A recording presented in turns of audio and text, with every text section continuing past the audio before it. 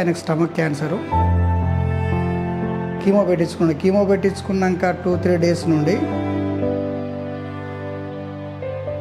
అయిపోయిందిరా, నా పని అయిపోయింది, నేను బతకలేను ఇక మా అంటే 2 నెలలు 3 నెలలు ఈ పునర్జన్మ హాస్పిటల్ తీసుకురావడం జరిగింది. పేషెంట్ పేరు చంద్రమౌళి అండి. ఆయనకు స్టమక్ క్యాన్సరు. మా ఎండోస్కోపీ చేయడం ద్వారా బయటపడ్డది. హన్మకొండ దగ్గర ఒక హాస్పిటల్లో చూపించడం జరిగింది.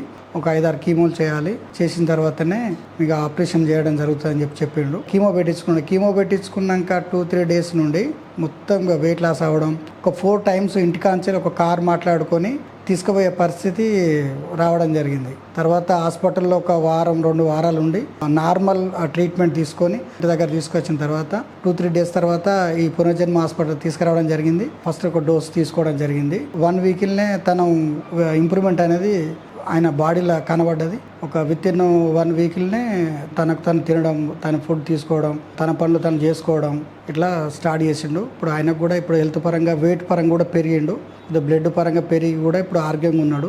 ఆయన పని ఆయన చేసుకుంటా ఉన్నాడు. ఇంతకుముందు అయితే ఇంట్లోకి వెళ్ళి బయటకు వెళ్ళిపోయేది. ఈ టాబ్లెట్ తీసుకోవడం వల్ల ఆయన బయటకు వెళ్ళడం, వాళ్ళ ఫ్రెండ్స్ కలవడం, ఎలాంటి యాక్టివిటీస్ అయినా కూడా ఏదైనా ఊరికి వెళ్ళడం కానీ పెళ్ళిళ్ళకి కానీ పోతా ఉన్నాడు. ఇప్పుడు ఆయన కొంత మెంటల్గా సెట్ అయ్యిండు. ఈ ఇంతకుముందున్న సైడ్ ఎఫెక్ట్స్ కానీ ఇవి కానీ ఎలాంటివి కూడా ఇప్పుడు లేవు.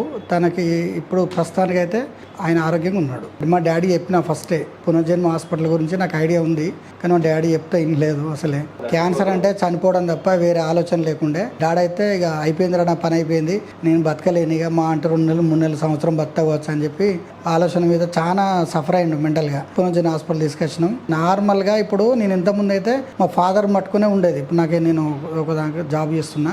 డాడీ ఏం చేస్తాడు, తింటా ఉన్నాడు లేడా, ఇది లేదా అని చెప్పి ఆయనతో ఎప్పటికీ ఒక పరిస్థితిలో ఉండేది. ఇప్పుడు ఆయన ఫ్రీగా వదిలేసి నేను ఫ్రీగా జాబ్ పోయే పరిస్థితి వచ్చింది.